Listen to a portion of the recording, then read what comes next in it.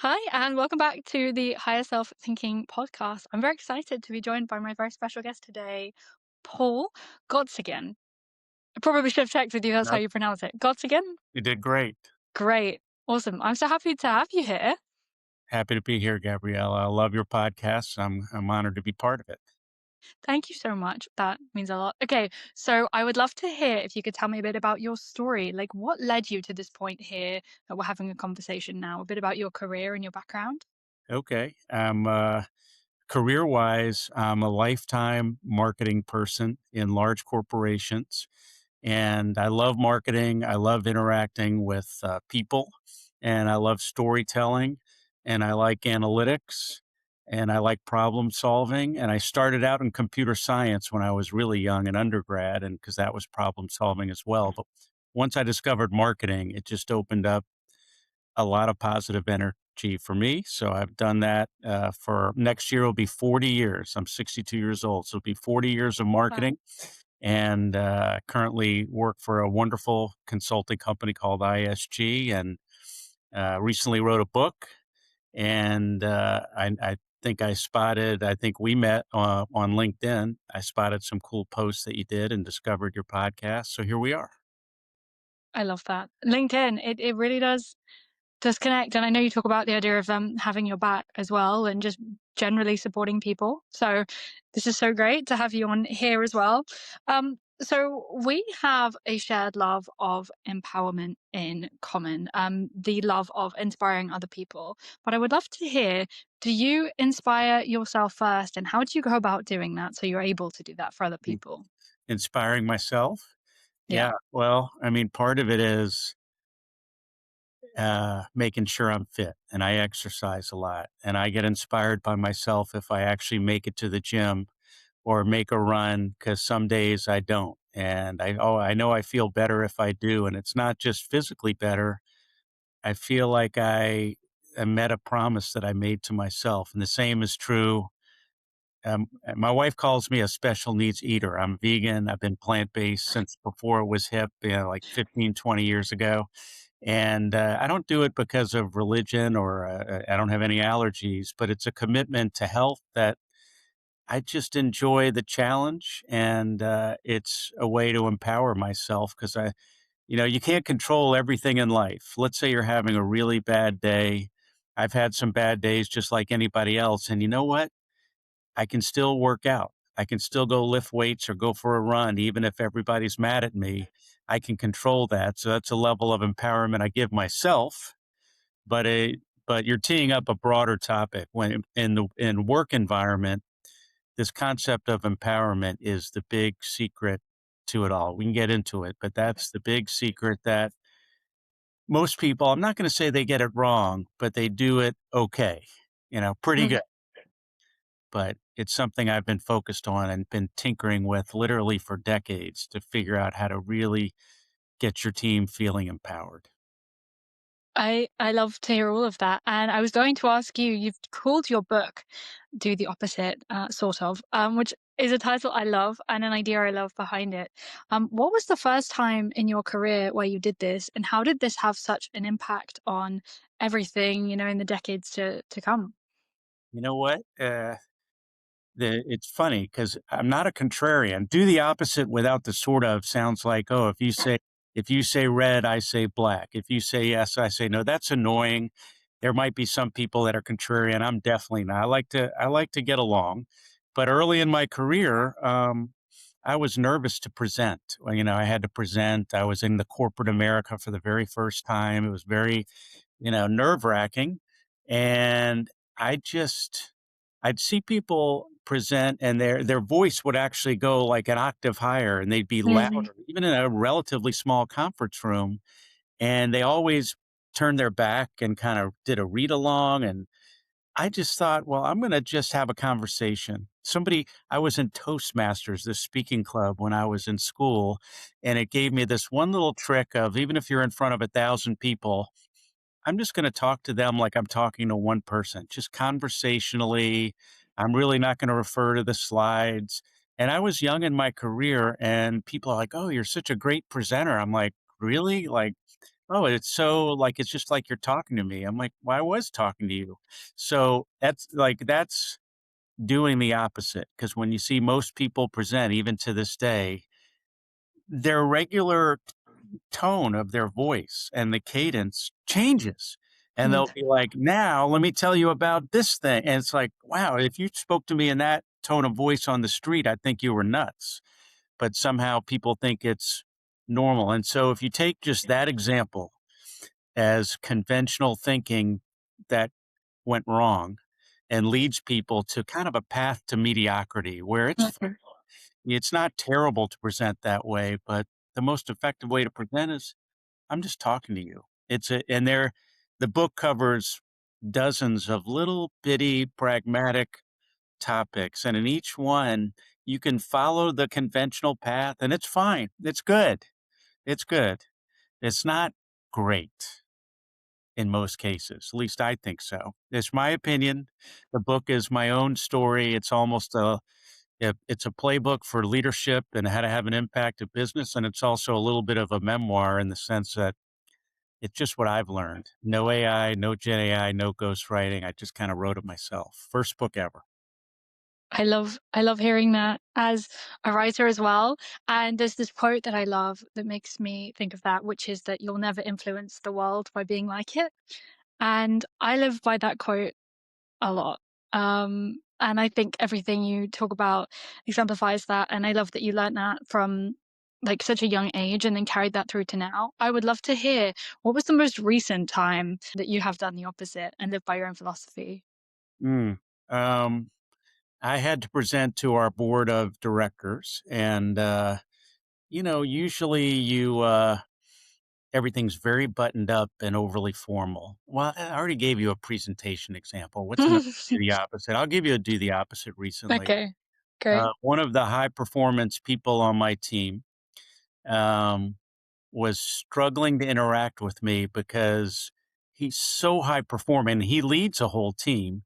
His mentality was, if you give me something to do, I'm going to do a great job at it, and then I'm going to report back and give you exactly the answer to the question that you asked. And I didn't like that. So I pushed this. He's a friend of mine here at ISG, and I pushed him to think for himself. I said, I'm not going to give you an action item. I'm not going to give you the answer. I'm just going to ask you a bunch of questions and give you suggestions of what might do if I were in your shoes to achieve your objective. But I never give action items, and I didn't give him an action item, and he was frustrated with me. He told me later he went to some mentors and said, "Why am I not working well with Paul?" I really was frustrating him on purpose because I was looking for a breakthrough for this individual, and he's so smart, it clicked in his brain, and he started thinking on his own instead of coming to me for action items, and he started delivering analysis back to me that was above and beyond what I had asked for. He gave me something extra, and now he's doing this with his team, and he said, like, I didn't know that that's how to feel empowerment. I thought my job was to ask you for orders and deliver what you asked for. That's kinda how he was trained, and that's fine. A lot of bosses, that's what they want you to do, so you have to have a little bit of trust in your boss, and I kinda sort of did the opposite with this gentleman, and he ended up winning the highest honor that we give people at ISG. He Wow. won our chairman's award, which is like the top 0.1% of the company win this award because he had grown up, and so that kind of, coaching and training to get people to realize that they're the ones that can own their future, and they're the ones that can come up with the good ideas. And if you think about your boss, and we all have bosses. I have a boss, my boss has a boss, the board of directors. If you think about that in the wrong way, you're just putting a ceiling on your capability, Mm. and you'll be good. This is my theme, Gabriella. It'll be good. It just won't be stellar. Yeah. Those that I Stellar, work great with word.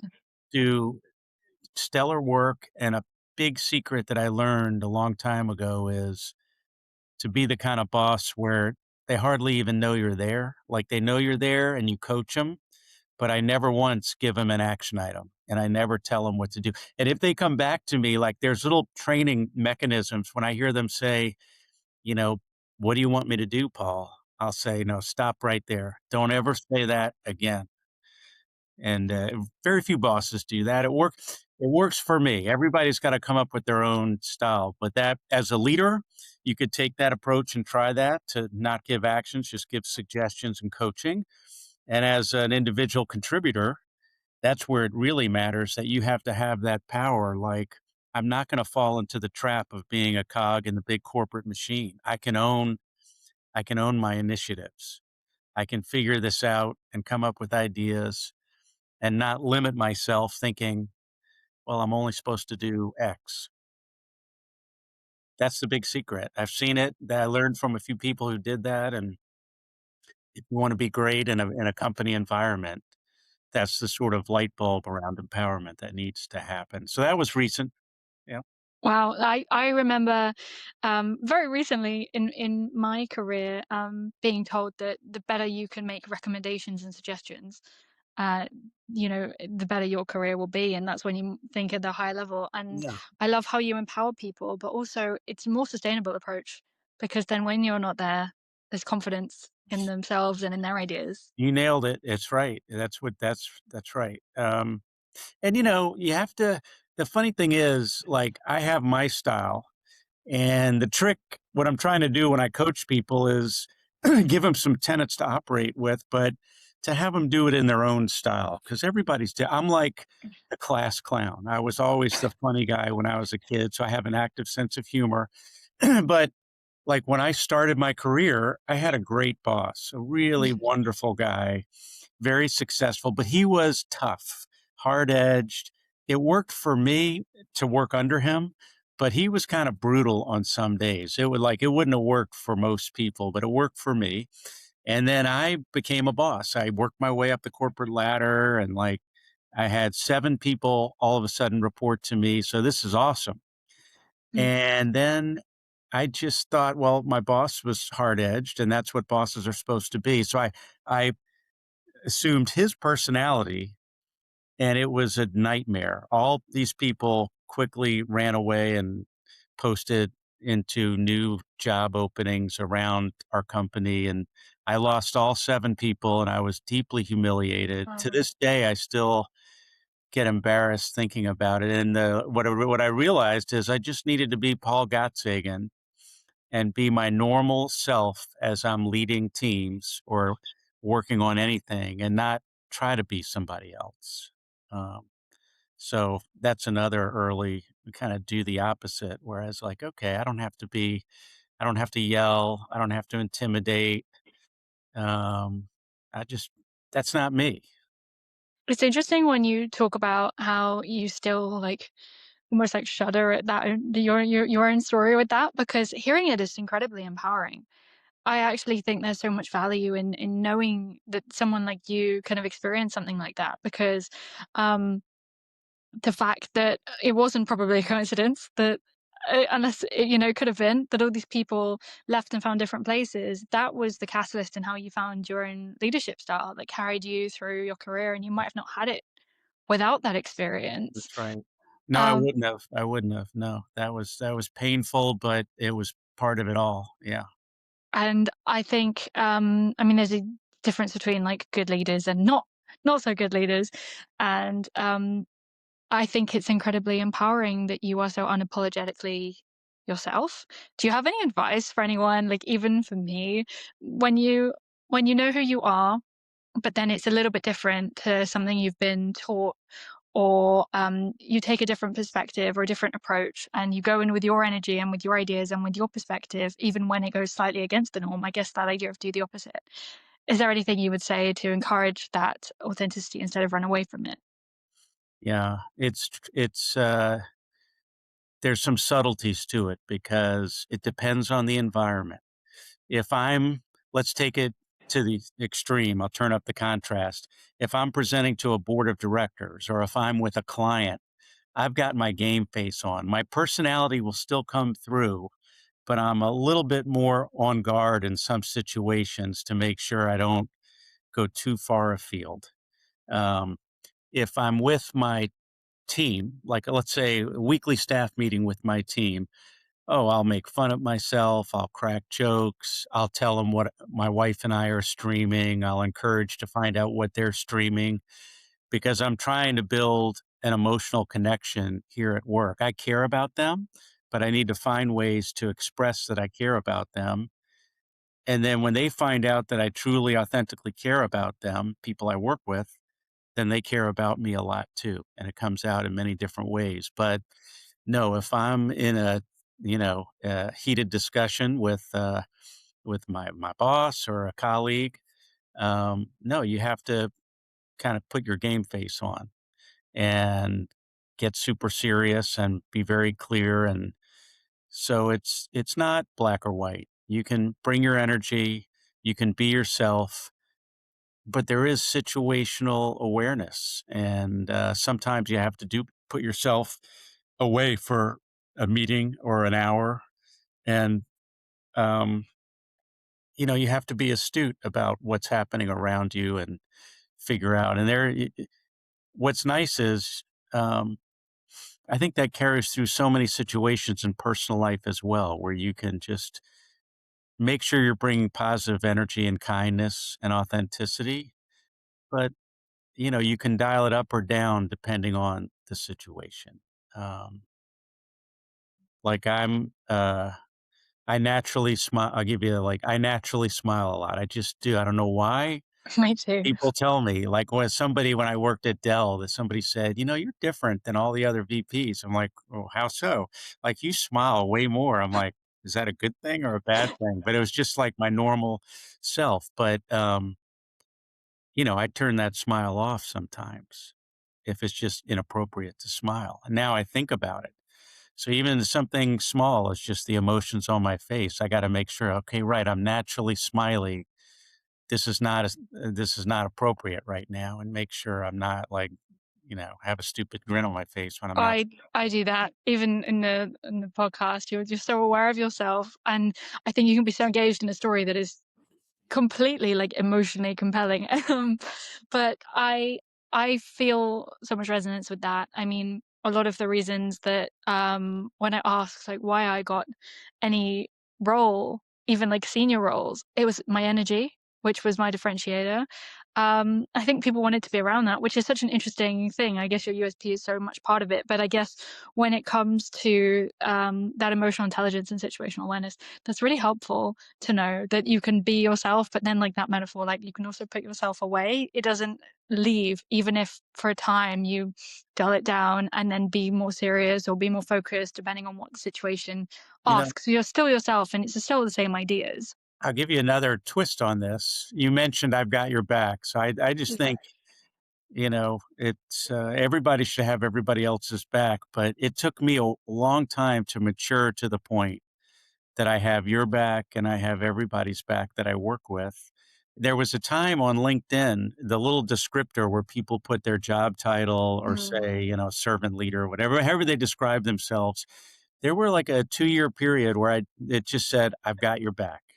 And I had so much fun with it. People noticed and there was a lot of positive energy. And then just for work related reasons, it was just a little too far afield. So I made it, more conventional. But this concept of having people's back, no matter the situation, is just a different twist on bringing positive energy with a mindset that took me years to kind of figure out. And I'm like, if somebody reaches out for a favor, like last week, a friend of mine, I know him, I don't know him that well. He's a friend.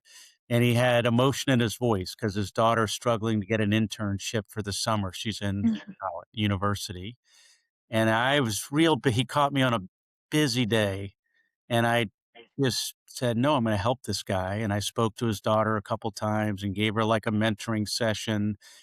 It's not like I could do this 10 times a day. I'd never get my job done or, Yes. other things done, but I don't get requests 10 times a day. That would be nice if I did, but I don't turn anybody away. It's really important to embrace these sorts of opportunities as an honor for me to help somebody out, and, I didn't used to be that way. I just didn't get it 'cause, we're all busy, like, I get it, Mm. your kid needs help, but I'm corporate executive, and I got a family, and I got hobbies, and I don't have time for this. And once you're enlightened to realize this whole "I've got your back" concept of living your life, you spot people right away who just haven't realized it, may never realize it, and I don't begrudge them, but it just makes you realize where you've achieved some kind of higher level of positive thinking. I everything you say resonates so much, and that idea of helping people, it's so valuable in itself. But what comes from it is often the most unexpected ways it's returned, the people you help, and then that helps you in the future as well. So there's just this constant positive cycle that you're creating all the Yeah. time. When you mentioned hobbies, and I was going to ask you, in your book, you mentioned that you like to sing and play the guitar and the Yeah. importance of having like multi passions outside of work. And I'd love to know, what songs do you play and how does that help you in your career and in your personal life with that balance? Yeah. I I always feel sad when, first of all, let me just start it this way.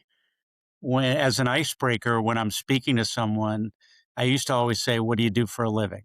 And that's standard. That's standard convention. It gets a little tricky. What if the person just got laid off, or it could get uncomfortable? Or what if it's a sneaky way to kind of compare who's more senior, who's more successful, and that's kind of fraught. So The I benchmark. stopped doing Mm. that years ago. But what do you say after you say hello? And my first thing is, "Hey, what are your hobbies?" And it's a great conversation starter, and it tells you a lot about people. And I get nervous when somebody says, "Oh, my hobby is work." I'm like, "Okay, let's workshop that." My hobbies, I have 2, playing guitar and singing. I don't have a great range, but I can sing on key really well. I can't play lead guitar. I can't, pick individual strings, but I'm really good at chords and strumming. And my wife and my kids now it's just my wife, we're empty nesters, but she listens to it all the time and encourages me. And I've played in front of audiences, every once in a while Oh, I get the chance. But it's I think it helps my brain to sing and do guitar chords at the same time. Some people can only do one or the other. Um, and I'd say golf is and by the way, it's all classic rock, dad rock songs, Beatles, Led Zeppelin, The Who, that kind of thing. love it. And golf on the weekends, every Saturday and Sunday during the summer, you'll find me on a golf course. And it helps in my job because when you fixate on a hobby, a very hard sport like golf or a musical instrument, you're helping teach your brain how to focus and how to problem solve. And I think I work really hard. And when I do work, it, I feel like I've got balance in my life. So I don't feel if I like today's going to be a long day. If I won't get into the details. It'll be a long, hard day. Is my one fun part of the day. Oh, thank you. But I know somewhere in the metadata of my brain, oh, this weekend I'm going to have all sorts of fun, or tonight I'll have some fun, or tomorrow night. And if you can't find joy in every day outside of work, I find a lot of joy in the work, but the work gets better knowing that I've got a life outside of work. And I used to be a terrible workaholic. I didn't really understand this for a while, but you've got to be balanced. I want my team to be balanced. I want them here for the long haul. But no, I'm not going to sing for you, but there's a few songs that I'm really, really good at. Yeah. Yeah. That I love that I didn't expect that you would play in front of audiences. That was a new one. I thought you might just like play to yourself, but actually you definitely take this hobby to quite some heights. One day I will sing in front of people. That's on my list because I also love to sing and music, and I also love to paint and to draw, and it uses a different part of your brain. And I really really believe that talent is learnt as well. It takes so much time to sit and, like you say, problem solve and put pieces together that you wouldn't otherwise do. And you probably get your best work ideas when you're not consciously thinking about work. That's right. That's exactly right. The struggle you have is you gotta spend some time being bored, not always looking at your device every time you're in Yeah. line or at a red light or brushing your teeth. And play music. Yeah. Yeah, yeah, playing music is a good thing, and then you can connect the dots in your work life and your personal life and, make yourself better. I feel like it helps me to know that there's something outside of work, outside of your career, because it can be so high pressure and you can put so much pressure on yourself.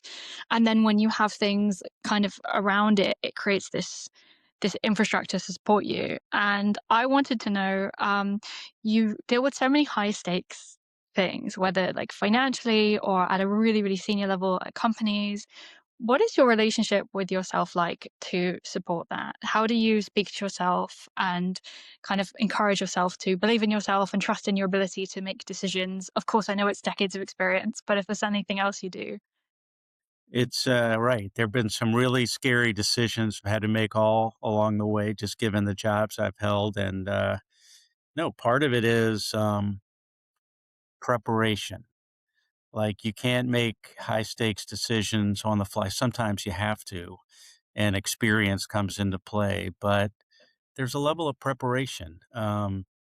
Even, analytics and problem solving all come into play. So what's interesting for me is I've gotten put into all new roles and have luckily with my team, we've succeeded.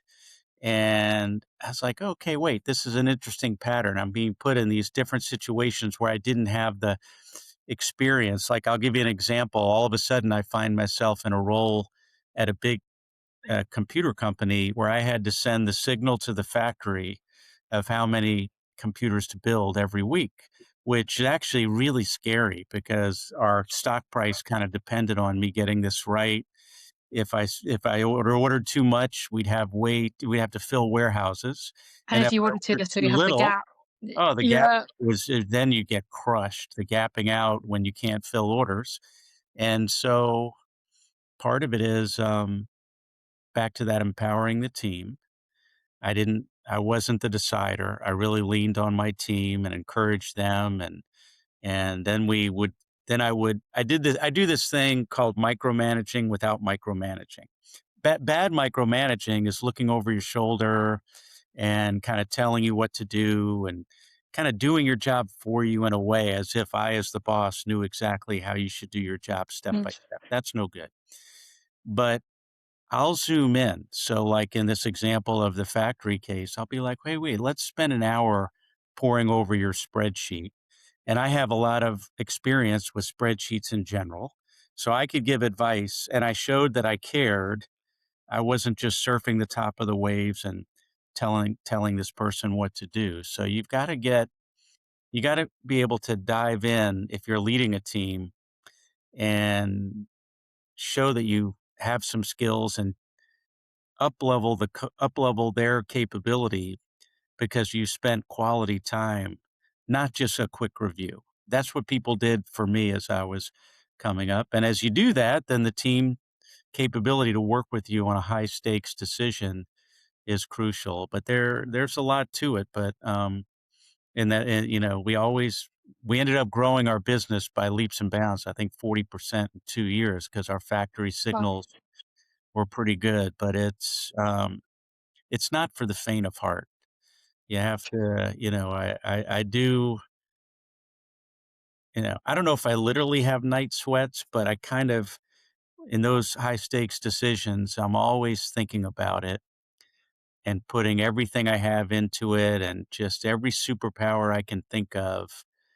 I don't do it lightly. So it's a deep commitment to the work that you do.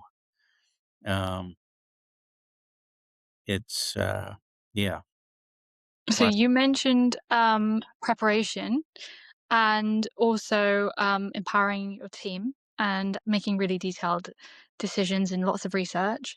How do you stay being kind to yourself when you have to uplift yourself as a leader on top of everyone else? Well, the way I be kind to myself is to be kind to others. So when I look back at some of the most memorable pay it forward things I've ever done, it was in a low point. Mm, Something had gotten me down. Something had gotten me down. I remember one point, I was going through a tough time work wise. This is like years ago. And I was really down in the dumps. And there was a woman, I was at like a gas station and she didn't know where she was going. And instead of pointing her directions, it was actually tricky. I said, okay, I know exactly where you need to go. Just follow me.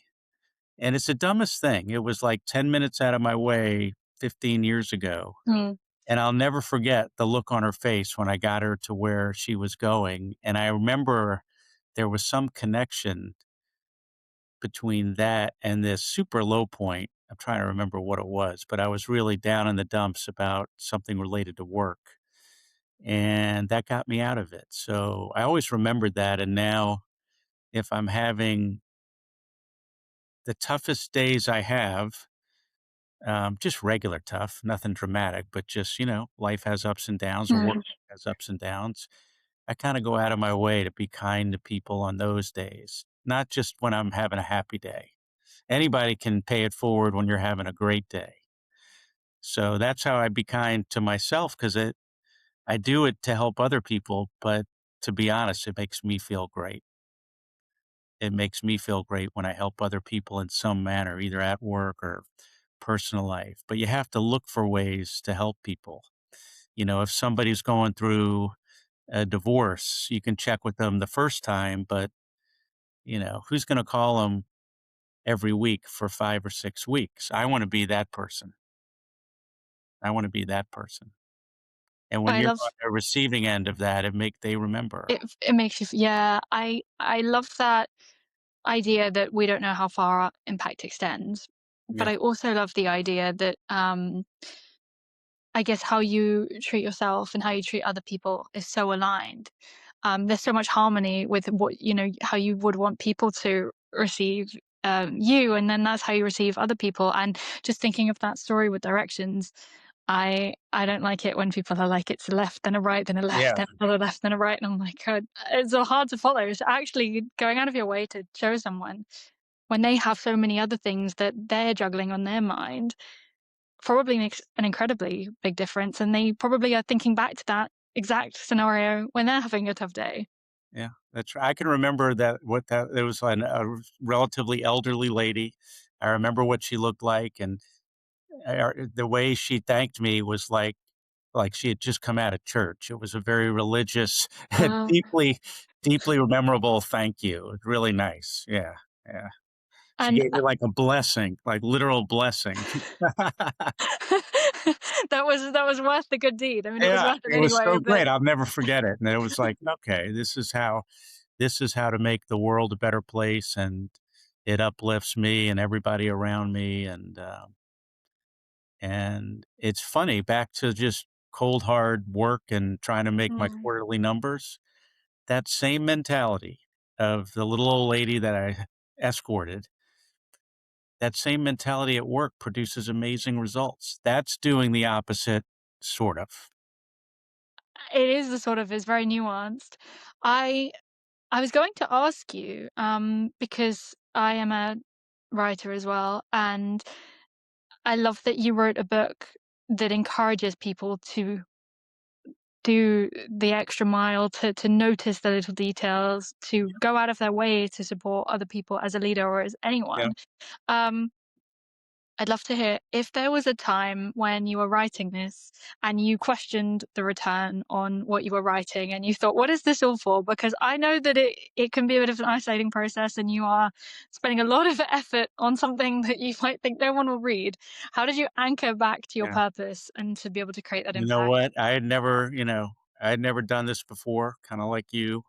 I didn't know what I was in for, and, I remember When I started with a blank page, it was a Google Doc, but a blank sheet on my screen before I'd written one word. I'll never forget that feeling of like, come on, no way, no way. But my publisher said, put your phone in another room, like in another room, and spend an hour. Don't look at anything else. It was like a Saturday morning. And I wrote a good chunk of the introduction. You can do a lot in an hour if your phone's in the other room. And I remember coming out and telling my wife, like, I think I might be able to do this. Um, now, then I built a lot of confidence. And then I had about 250 people that were in my pre sale campaign. So I shipped 250 books out early before it was available on Amazon. And then there was this moment. I had some pre-readers. I knew early on, Gabriella, that I was onto something. Like I knew I was onto something. But all that being said, all my confidence evaporated. I was with my 19-year-old daughter. I had just dropped off 250 books, but nobody had received it yet. So it's this gap Oh, in time where they're in the mail. I can't get them back. I cannot get them back. I jumped out of the airplane, but nobody's got it yet. And I turned to my daughter and I'm like, all the blood rushed out of my head. And I said, what if nobody likes this book, Leah? They're going to get it. oh I'm my going to be God. so embarrassed. What have I done? I just had like a 10-minute freak out. My daughter calmed me down. And, I wrote the book because I told you about like my experiences leading. Mhm. And the most thrilling part of it all is not when we succeed. It's when somebody comes to me and says, oh, I learned so much from you. And I watch them grow their career very far. And somebody came to me once and said, Paul, do you realize like your coaching tree is pretty massive? I'm like, what do you mean?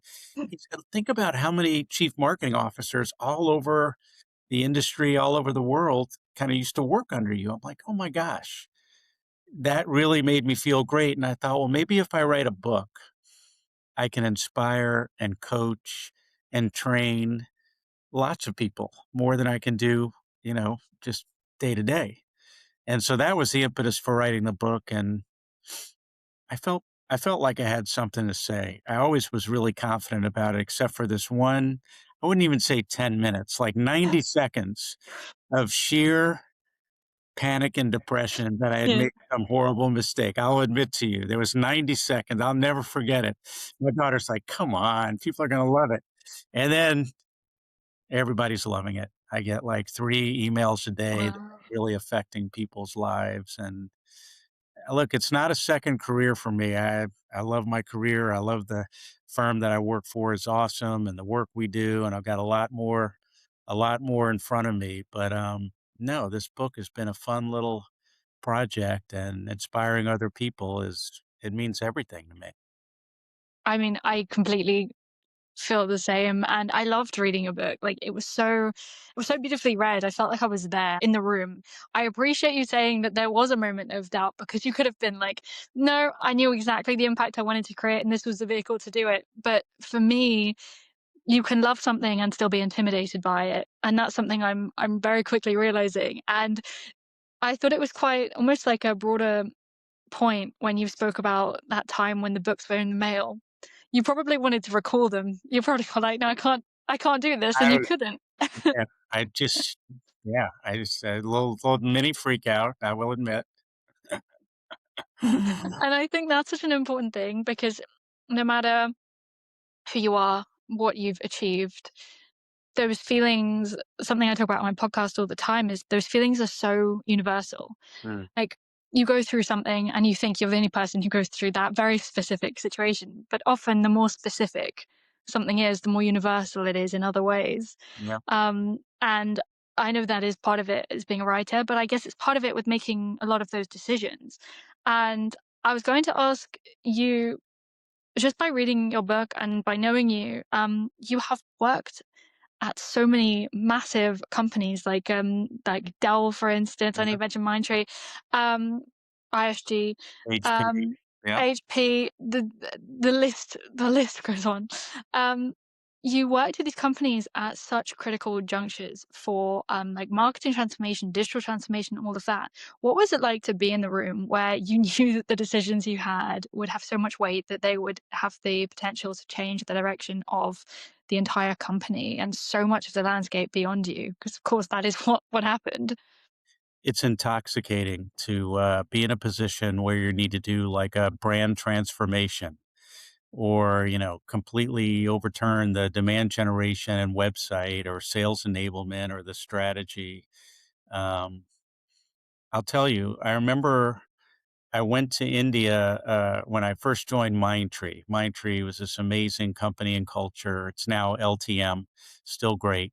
And, I go to India, and at the board meeting, they had, like, the very first, yeah, I met everybody. I didn't have a role. I wasn't presenting, but they talked about demand generation. And my boss, the CEO, said, "Yeah, Paul's going to fix that." And everybody's like, "Paul's going to fix that." And I'm like, "Yeah, of course. That's Great. me." Yeah. And then, like 5 minutes later, it was like, "Oh yeah, alliances, but it's an issue. But Paul's going to fix it." And I'm like, "Yeah, yeah, I'm going to fix it. Of course, I can do it with my eyes closed." And then it kept happening. And after a while, I'm like, first of all, doesn't anybody get any action items around here but me? I mean, it was kind of overwhelming, and it One dawned man on company. me Yeah. like, okay, I know I'm pretty good, but they're putting everything on my shoulders, and I was jet lagged 'cause I was in India, and I remember walking back to my hotel just embracing it, saying, "I talk about empowerment. This is what I wanted. This is what I dreamed about. This is what I trained for." And, then I stopped getting inside my head and just got to work and engaged with my team. And I can't quite put my finger on it, Gabriella, but we, as a team at Mindtree and the other places, we blew the doors off in terms of results. People still Wow. talk about what that team did at Mindtree, but you can't, you just have to be trained and prepared and then steel yourself, but not think about it, just put one foot in the front of the other. That is kind of what I'm trying to do in the book, though, is give people a playbook to do it. Because I don't want people to feel like, well, Paul could do it because he's been doing this for 40 years. The whole concept of the book is if you take your own way of being and your own vibe and personality, these are basic tenets. I'm trying to convince you and everybody that everybody can do these things.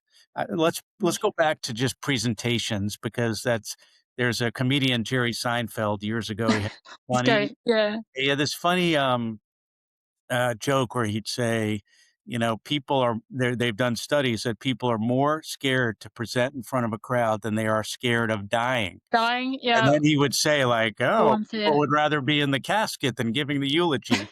Because everybody's scared. Like, I It's still so get true. nervous presenting, but that's an example where there are like 7 or 8 core tenets that I explain to people and now in the book, but even in real life, and anybody can do it. People just Mm. limit themselves thinking like, "Oh, Paul's a great speaker, I'm not."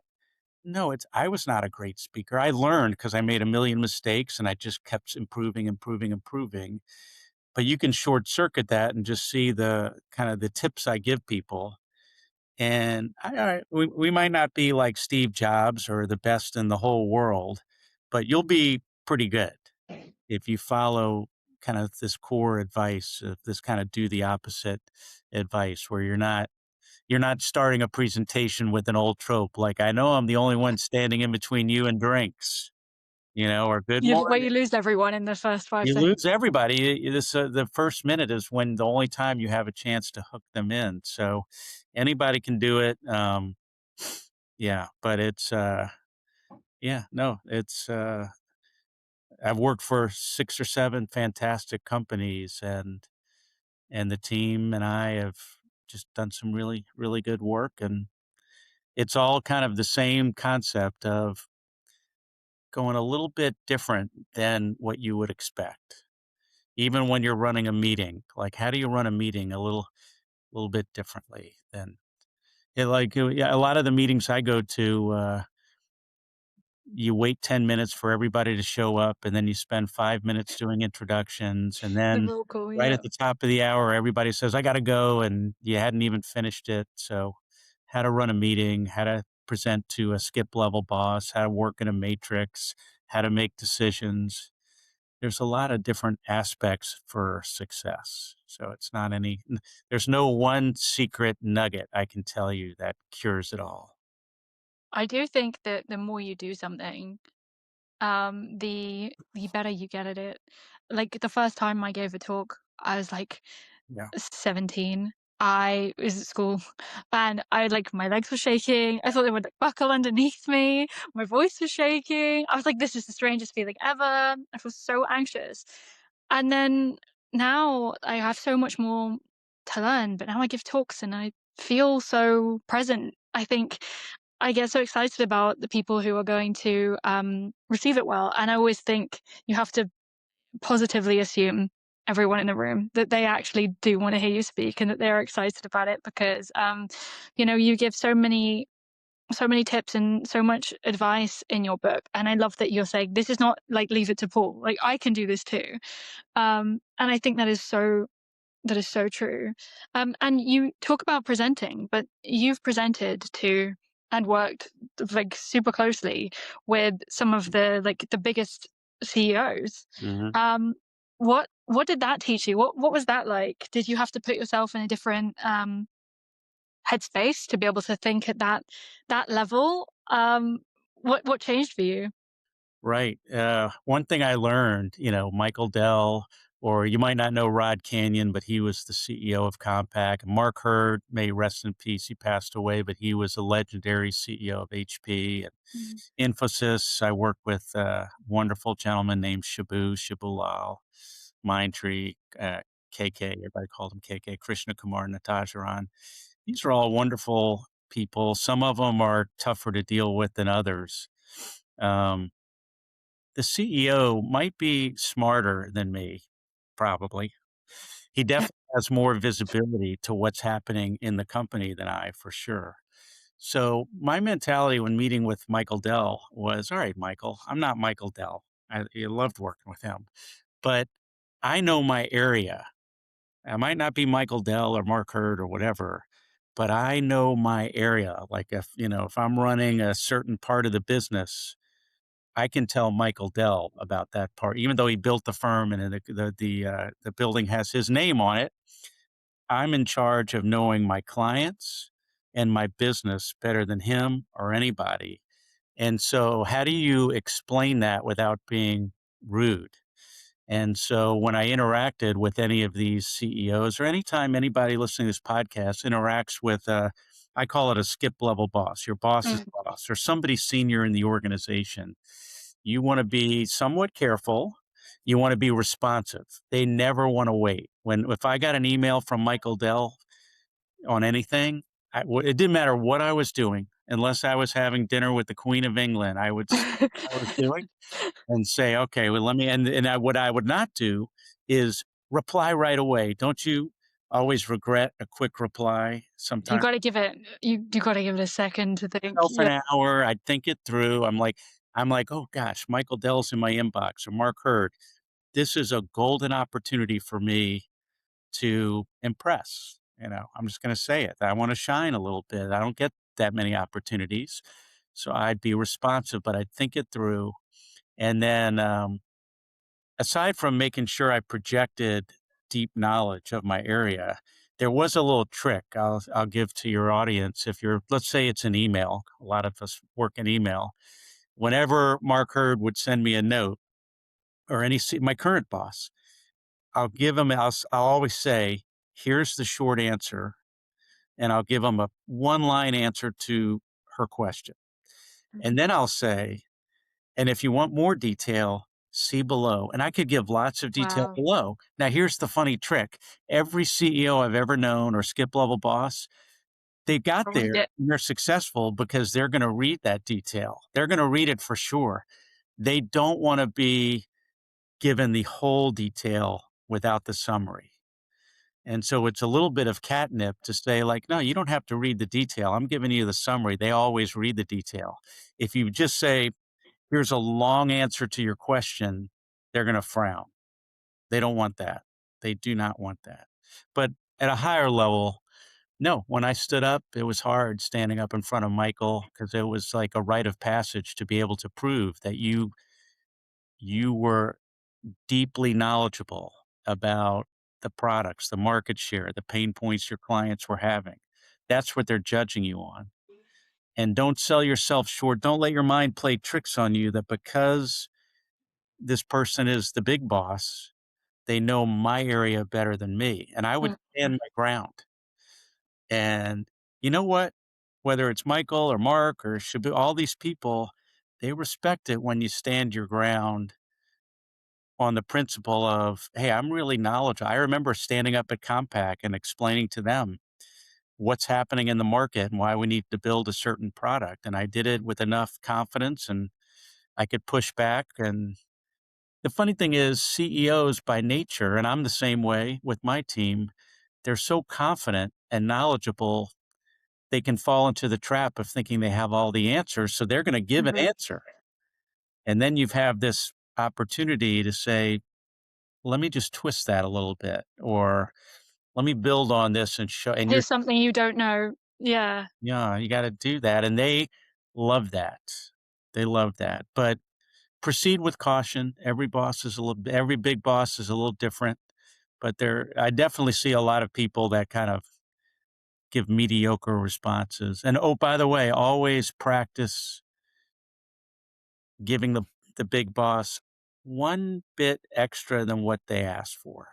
I always do this.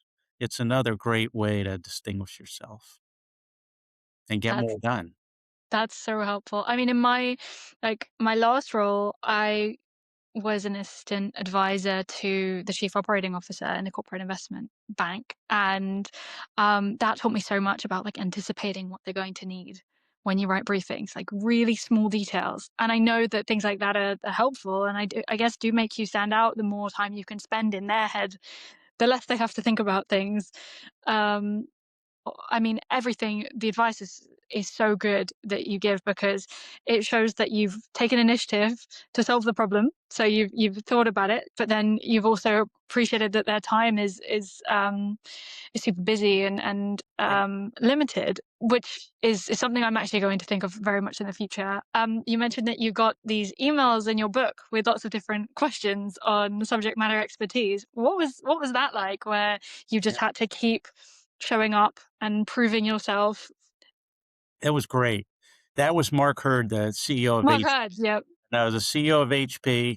This was the thing he would do. He was really testing people. He was, he didn't suffer fools. He didn't suffer fools. He was a very direct person. And I think that's why HP succeeded. He was on top of things. And no, when you got an email from him with all of the three bosses in between copied, I kind of took a deep breath, like, okay, this is dangerous and it's an opportunity all at once. And I just did what I talked about. I would take a little bit of time, didn't respond too quickly, but definitely didn't take too long. And I knew, like, okay, I'm going to reread this. I don't want any typos. I want it to be forceful. And more than anything, I want to project confidence and that I may not be the CEO, but now you're on my ground. And I'm going to tell you Standing your ground. around. Even though you have an opinion, which is your right, and I get it, I would have an opinion too. You're on my territory. That's why he asked me a question about my business. At the time, I was running the kind of marketing for the enterprise or something. But no, it was the fun thing was my boss was nervous. He told me like, "Oh, he'll probably come back in a few days and ask you another question." And it went back and forth about four times. And my boss, I think he was excited and nervous for me, but he didn't give me any help. I was a big, grown up. He just sent a two-word email reply to me, just said, "Good dialogue." And I'm like, "Okay." So you needed But the main thing is, like one time, I had redone the value proposition, the whole story around Infosys, the big successful global service provider headquartered in India. And my new boss, Shibu, and I were going to a big company called Gartner Group that kind of evaluates and does research. And I thought, okay, there's gonna be a time in this meeting when somebody's gonna ask what makes Infosys different. And I just assumed that. And had prepared for that. Mm. I had an ulterior motive because Shabu, I was new to him. So I waited for that opportunity. I don't even think they asked me. Shabu pitched for the meeting. And I just jumped on it, and even though I had prepared a lot, I kind of play acted like, "Oh, off the top of my head, let me tell you." I was very Of course. conversational as if I was just, "Yeah, okay, yeah, let me tell you what I think." And I remember seeing Shabu, the CEO, in my peripheral vision, like a laser beam locked on me. He had a poker face. I didn't know if I thought I was doing pretty well, but he didn't smile. And when we walked out of the building, he put his arm around me and just started talking about how we need to roll out the new value proposition. And it was like it was the first day he discovered he had a CMO. And it was mainly because I anticipated and prepared for, and then seized an important opportunity, mainly because I knew I was going to be with the big boss, and the onus was on me to prove my weight, and this was the Mm. way to do it. Wow, no, I love hearing these stories, like you were in the room and you created these opportunities for yourself because you identified what would be a good opportunity, which is definitely a skill and probably has made you stand out so much in your career. And alongside that, I'd love to hear, I feel like you are someone who dreams really big. And you appreciate that idea of just going after something you love and scaling it to newer heights. Has that always been important for you to dream big and kind of make something of yourself in that way? And how do you go about doing that? I do, I want I don't know. I mean, I don't set, like, 2-year plans and 3-year plans and 5-year plans, Mhm. but, like, when I think about, like, what's happening now with this tidal wave of artificial intelligence, it's affecting all of our lives. So, the team of us at ISG, um, we've dreamt big as an organization around, okay, we're going to lead. This is perfect for what we do in consulting and advisory and research. And 2 years ago, it was really led by our CEO, but all of us in leadership played a role, and we dreamed really big. It's a very crowded field. Everybody's getting into AI, and now people are recognizing us as one of the outright leaders in our sector around AI. And it was only because, as a leadership team, I won't say it's a Paul thing, it's an ISG thing, but I was at a ringside seat and I played my part as the marketing leader. And it's a great example where it's a little intimidating. Everybody was doing AI. It's hard to distinguish yourself, but we made big commitments. We trained everybody. We gave everybody AI tools. We changed the description of our firm and our website and came out with some great solutions in our research and our advisory to kind of an all-out assault on AI. And it's it's blossomed into, I think, like 40% of our business now is AI related. So it's not so much individually dreaming, it's more working with teams that dream big and collaborating and lifting each other up, and but it does give you a lot of confidence when you do something like now that we got a lot more to do because AI is still in its infancy, but the fact that we've had such a hot start, which did not happen on its own, yeah, I do have dreams about how AI is going to take our lives beyond where our imagination can take us. I'm not sure where AI is going to take the world, but we can dream big dreams that we'll be riding that tidal wave on top and not down below. And That's the goal, right? I think we can do that. It's a biggie, and you can't ignore it. And there's an old saying, as a baseball guy, he said, "There's three types of people in the world: people that make things happen, people that watch things happen, and people that wonder what happened. And with AI, the team here at ISG, me included, are making things happen, and that's just it's a fun place to be. That is such a great quote, an idea. And I love that you speak in metaphors, like sports metaphors as well, because you can really picture it. And I do that in my book. I often speak in metaphors. I feel like they're more grounding.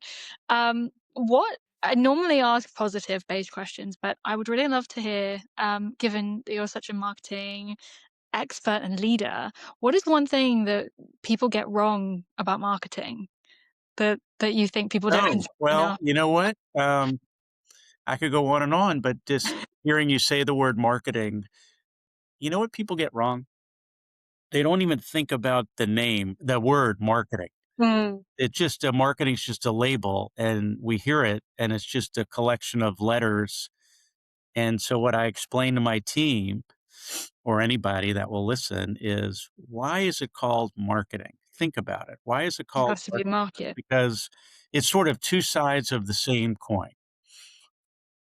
What people get wrong about marketing is they don't realize, well, it's the market. You need to understand the pain points and the customer segmentation better than anybody else in the room. If you're the only marketing people in a room with engineers and finance people and the leadership, you need to strive to be the one that understands the market, meaning you've got to talk to clients and do research. And a lot of marketing people skip that step. It's just somehow they lost the concept. And then the flip side of marketing, where people get wrong, flip side of the same coin is expressing your offering to the market. Now, you've got sales and you've got other people that are going to get the word out. But if you're in marketing, guess what? You are on the bleeding edge of evangelizing your offerings. So I get nervous. Let's say I'm interviewing somebody for a role anywhere in marketing. And sometimes it'll come out and I'll say, like, oh, do you ever like, train sales teams? And if they say something like, oh, no, no, no, I'm a behind the scenes marketing person. I'm like, that's like saying an engineer that's not good at math, or I'm a surgeon with shaky hands. Like, how can Mm. you be a behind the scenes marketing person? The whole point of marketing, you might have a company of 100,000 people, but those few people that are in marketing, those are the ones with the burden that have signed up to tell the world. It could be on the website, it could be on social media, it could be standing up in front of sales or to a client or developing the slides, anything, but you're getting the word out and you can't be behind the scenes. So people get it wrong, both understanding the market part and being the first one to say, I'm going to let the world know about our product. That's I've never thought of it like that, which is really interesting, because it almost made me think of, and I'm not sure why, but like a really motivating like football coach who's behind the scenes, like never seen. It wouldn't work. You need the presence and the visibility, Yeah. for it to make sense. Yeah. Yeah. It's scary. I mean, yeah. Yep. You gotta be a great evangelist if you're gonna be in marketing. Very few exceptions. You really should be zero exceptions, but life is real and there's always a few exceptions. Yeah. So I know you talk about the team. It's a lot of team mentality and the company and the we do this. But I would love to hear, just out of interest, if your personal impact as just Paul could be anything, and that includes being a leader of people. What would you hope that it is when it comes to like your book and your message and that idea of got your back and everything? Yeah. Look, I there's something about when I realized it's hard to put it into words. At some point, everybody's different. And at some point early in my career, people started telling me, "Oh, you're a good coach. You've taught me a lot." I'm like, "Oh, had no idea." And then you'd hear it again and again, and then I build my own confidence. Like, "Oh, okay, there's something in me that I naturally teach people." There's somebody as part of the book. I interviewed her. It's somebody that worked for me at HP 20 years ago, and she's a big leader. and now, and part of the coaching tree. And she said, "You know what? In my 35 years, I've had 3 bosses that really taught me a lot, and you were one of the 3." And I was like, "Wow, we only worked together Wow. for like a year." She goes, "No, but I remember so much from you." And that's it's like helping that little old lady get across town that day. That gave me the blessing. It feels good if you can help people. Now I do it. It's a part of it's selfish because we're on the hook to do outsized results wherever, at our team here and all my previous companies. So it starts out of desperation and survival of, hey, we've all got to, I need the team to be fantastic and I can't do it alone. I can't do it alone. It can't be me. And you got to put pressure and then you got to give people the tools to work under pressure. The business world is a cruel world, is the bottom line.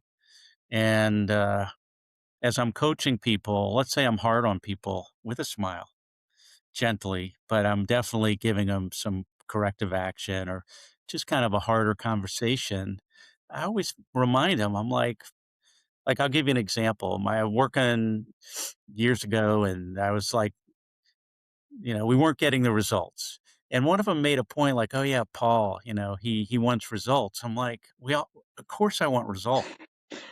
And I said, Results "Look, matter. here's why I'm being tough on you because it's a cruel world. And if we don't get results, they'll bring in another team that gets results. Or if let's say you go work for another company, you're going to be successful if you're focused on results." So even when I'm being tough on the team, it's to try to get people to produce in a way that helps their career. And then it helps the firm. So it's helping yourself, helping your team, helping the firm. It's got to be all 3 at once. It can't just be 1 or 2 of those 3. So it's kind of like an ecosystem of positivity. Um, and I hope it doesn't sound selfish because you have to be able to be a successful leader, but you can only be a successful leader if your team is with you and contributing way more than you are, and then it lifts up the whole firm, and then it just feeds on itself. Well, that makes sense. I was thinking of it as like a almost like three-legged approach, and you Yeah. need all of them to be stable. And I like that because there's altruism in it as much as pragmatism, because ultimately you're helping people to be the best they can be and showing them to believe in their own potential, which is, I think, all you can do. And something I'm really passionate about is encouraging people to believe in themselves. And, with the backdrop of knowing that it's difficult, I think that's the kind of thing that's helpful. It's like the opposite of toxic positivity. It's like acknowledging that things aren't easy. Like when you spoke about telling them that there is pressure, but to teach them to be able to cope with it. That's such a powerful way of saying something that everyone goes through. And that's your role as a leader. And everybody in the world has a form of imposter syndrome. Yeah. We all have our, nervousness and anxieties. That's natural. But the reality, I can tell you after 40 years, I'm just going to guess 90% of people um, can do stellar work and have done it far beyond what they ever thought. If they're in the right system of working and they get the right support and somebody has their back and does a little bit of micromanaging without micromanaging and coaching, I find 9 out of 10 people can be enormous contributors in a positive way. This is not, this is not a situation where only 20% of the people are going to get it and succeed. No, almost everybody, almost everybody. That's such an optimistic, Yeah, an important thing to anchor in, that actually everyone has so much potential, even if you doubt it. Because I know the imposter syndrome thing is very loud. You can convince yourself that's that right. you're not good enough or talented enough, but it's not true. It's not true. You just start believing it. No. No. So, the last guest I had asked a question for my future guest, which is you. And so, my last guest was a former professional cricketer, No, really. um, and went through a life changing disease and then became this champion of resilience. So, the question is very tied to that. And the question was, what keeps you up at night that you're worrying about, and is it really in your control? Um, Good question, right? I would say AI is, exciting and very scary Mhm. in many different ways. And, as a marketer, we've transformed everything we do because of AI, luckily, because we'd have been way behind the times. As an individual, I worry at night that I'm not spending enough time developing prompts and agents and what's Mm, my role in this. I don't wanna be left behind. Um, you know, every firm AI actually plays right into the hand. Our firm's a little bit different because, we thrive when there's confusion. That's kind of our job. But if I look at our clients, they're all worried, and so I worry about our clients because AI is, there's so many governance and data. There's so many yeah. so not to get technical on it, but um, in every aspect of our lives. All the fake, on the personal side, all the fake news. I'm just scrolling news and I realize like, oh, most of this stuff about global events, this is all fake. Mm. You Hard know? to discern. Yeah, it's just completely disinformation. So, but from a career standpoint and being a happy in your life standpoint, I think you don't ignore AI. Figure out, okay, this big inflection point. What does it mean for my personal life, my career, my family, my tool set? It's something to absorb. It's and like I mentioned early in this discussion that I didn't touch AI for the book. My publisher Mhm. wouldn't allow it, and I wouldn't allow it. So we both, I would never have touched it. But even if I'm doing like a LinkedIn post, one time there's a little button. It's tantalizing. You write a post and it says, "Oh, rewrite with AI." Rewrite. Yeah. And one time, I like, oh, when it was new, I'm like, oh, let me click that, and it cleaned up my grammar, and I posted it, and I felt terrible about it ever since. Like, Wow. I don't care if I'm not Hemingway or Malcolm Gladwell. I just want it to be me, and I don't want There's to only one of you. clean up my LinkedIn post Mm. ever. And so that keeps me up at night of like, is that gonna hold me back because I refuse to lose my voice? "Oh, but Paul, you can make the prompt, it can train on your voice." Like, I'm not ready for that. Just like I don't use a self-driving car. I'm not ready for some aspects of the future. I don't wanna lose the humanity. I think it's a big part of why I'm enjoying my life is I just have evolved to enjoy the authenticity of feeling comfortable in my own skin and feeling confident enough to sort of do the opposite. Looking for ways that you can do things better rather than just falling into the trap of, hey, this is just the way things are. Always been done. Yeah. Rick Rubin talks about like it's the fingerprints, in something that makes it real, like the frayed edges. And I really like that idea, Yeah, because that the humanity part of it. exactly. Fantastic. And yeah, and I was going to say, do you have a question that I can ask my next guest? Yeah. Ask them about when did they make someone at work cry. Hopefully. Okay, I wonder who I'll be asking next. That's a stellar question. Speaking of stellar. There's a lot that could happen there.